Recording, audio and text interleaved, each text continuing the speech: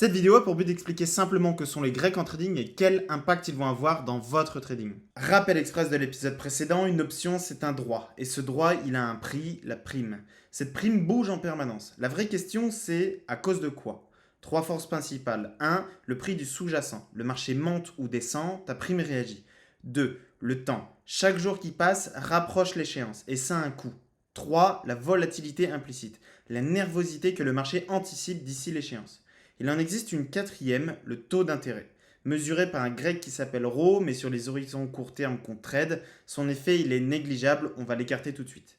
Trois forces donc, et pour mesurer l'effet de chacune isolément, les traders utilisent les grecs. On va se le dire tout de suite, un grec c'est juste une sensibilité. Ça répond à une seule question. De combien ma prime bouge si une chose bouge. Et une seule pendant que tout le reste figé. La correspondance est simple. Le delta et le gamma mesurent l'effet du prix, le θ mesure l'effet du temps et le vega mesure l'effet de la volatilité implicite. L'image que je veux que tu gardes, c'est le tableau de bord d'une voiture. Le compteur de vitesse ne te dit rien sur le niveau d'essence, la jauge d'essence ne te dit rien sur la température du moteur, et chaque cadran isole une information. Et c'est ensemble qu'ils te donnent l'état complet du véhicule. Les Grecs, c'est exactement ça. Le tableau de bord de ta position, et on les prend un par un. Alors on va commencer par le delta. C'est le cadran le plus important. Et tu le connais déjà si tu as vu la vidéo précédente. D'ailleurs, je suis en train de créer une playlist sur la chaîne YouTube. Pense à t'abonner et à mettre un petit like si tu veux plus de vidéos de ce type. Le but, c'est de faire un mois complet sur ce sujet.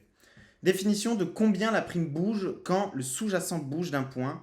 Un col delta 0,40. Le sous-jacent prend un point, ta prime prend environ 40 centimes. Deuxième lecture, encore plus concrète. Ton exposition équivalente. Un contrat porte sur 100 actions. Un col delta 0,40, c'est comme détenir 40 actions.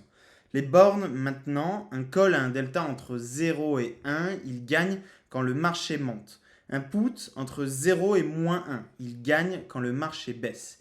Et une lecture bonus de trader, le delta donne une idée grossière de la probabilité de finir dans la monnaie. Donc, au niveau du prix du strike. En gain, si tu veux. Pour un put, c'est sous le prix du strike et pour un call, c'est au-dessus du prix du strike. Au-dessus ou égal. Maintenant, le détail qui change tout et qui prépare le grec suivant. Le delta n'est pas un chiffre gravé dans le marbre. Regarde la courbe. Loin sous le strike, il tend vers 0. Ton option ne réagit presque plus. À la monnaie, il tourne autour de 0,50. Profondément dans la monnaie, il tend vers 1. Ton option se comporte quasiment comme le sous-jacent. Donc, quand le prix bouge, ton delta, il bouge avec lui. Ta position n'a jamais exactement la même exposition d'une minute à l'autre. Celle de ce matin n'est plus celle de ce midi. Et la vitesse à laquelle ton delta change a un nom. C'est le deuxième cadran, on va appeler ça le gamma. Donc le gamma, c'est de combien ton delta change quand le sous-jacent bouge d'un point. Si le delta est la vitesse de ta prime, le gamma, c'est son accélération. Exemple chiffré, ton call a un delta de 0,40 et un gamma de 0,05. Le marché prend un point, ton delta devient 0,45. Encore un point, 0,50. Ta position s'expose de plus en plus vite à mesure que le marché va dans ton sens. Où le gamma est-il le plus fort? C'est à la monnaie, là où le doute est maximal. Et regarde la courbe rouge, il explose à l'approche de l'échéance. C'est exactement pour ça que les options 0 DTE sont si nerveuses. Souviens-toi du chiffre de la dernière vidéo, près de 60% du volume du S&P, c'est du 0 DTE. Autrement dit, du gamma à l'état pur. Alors pourquoi c'est important pour toi que tu comprennes le gamma? Parce que le gamma, il crée une asymétrie entre l'acheteur et le vendeur. Regarde la courbe. La valeur d'une option n'est pas une droite, elle est courbée. Et cette courbure, c'est le gamma. Pour l'acheteur, c'est un cadeau. Quand le marché va dans son sens, ton exposition, elle grossit toute seule. Tes gains accélèrent. Mais quand il va contre toi, ton delta fond, tes pertes, elles ralentissent. C'est ce qu'on appelle la convexité. Pour le vendeur, c'est l'exact inverse. Son risque grossit précisément quand ça tourne mal. La prime qu'il encaisse, c'est sa rémunération pour accepter cette instabilité. Et rappelle-toi de l'épisode précédent, les market makers portent ce gamma sur des millions de contrats. Le gamma d'une option multiplié par tout le marché, ça devient un régime. On y revient très vite. Donc on passe maintenant au θ. Et la petite définition du θ, c'est combien ta prime perd quand un jour passe. Tout le reste étant figé, un θ de moins 0,04, chaque jour qui s'écoule coûte 4 centimes à ta prime. Pourquoi? Parce qu'une partie de la prime, c'est de la valeur temps. Tu payes pour la possibilité que le marché bouge d'ici l'échéance. Moins il reste de temps, moins cette possibilité vaut cher. Et attention, cette érosion n'est pas linéaire, elle s'accélère à l'approche de l'échéance. Ton option à 30 jours perd 4 centimes par jour, la même option à 5 jours de l'échéance en perd environ 10 par jour.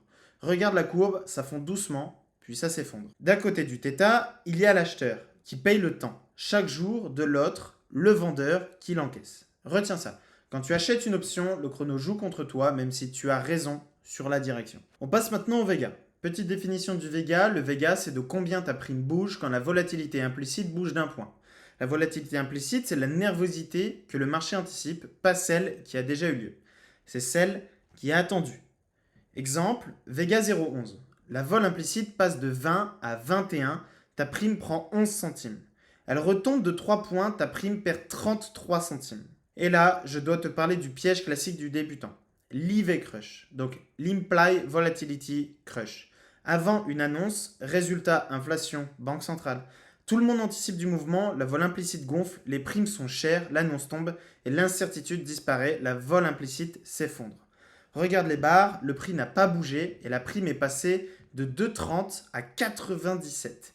Tu avais raison sur la direction et tu perds quand même. Retiens ça, acheter une option, c'est prendre position sur la direction et sur la volatilité, que tu le veuilles ou non. Maintenant, on assemble le tableau de bord. Un call à la monnaie, 30 jours avant l'échéance, prime 2,30, c'est 4 cadrans, valeur réaliste, delta 0,50, gamma 0,07, θ moins 0,04, Vega 0,11.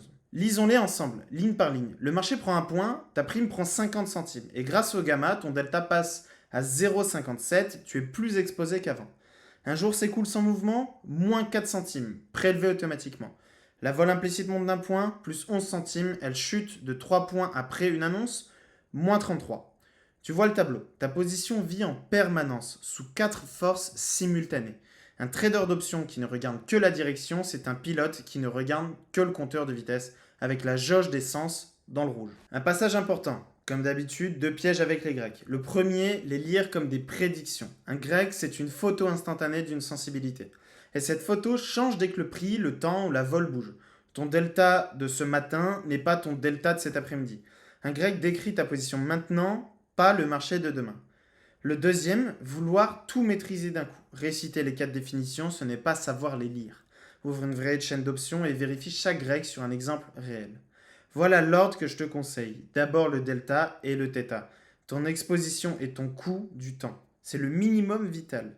Ensuite, le Vega, dès que tu t'approches des annonces, le gamma en dernier, c'est le plus subtil et il mérite sa propre vidéo. Ce sera d'ailleurs le sujet de la vidéo de dimanche à 10h. Pour ceux qui voient la vidéo longtemps après, sachez que j'ai fait une playlist où je mets l'ensemble des vidéos sur le sujet des options que je suis en train de faire.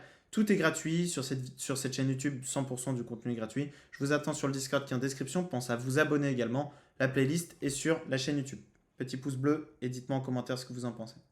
Et la règle qui résume tout, un grec que tu ne comprends pas, c'est un risque que tu ne vois pas.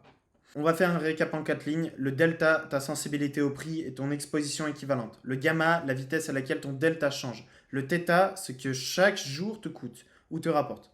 Le Vega, ta sensibilité à la nervosité anticipée du marché. 4 cadrans, un seul tableau de bord. La prochaine vidéo, gamma positif contre négatif, le régime dans lequel tu trades sans le savoir. Un pouce si tu as appris quelque chose, un commentaire avec le grec qui te pose encore problème et on se retrouve dans la prochaine vidéo. À bientôt.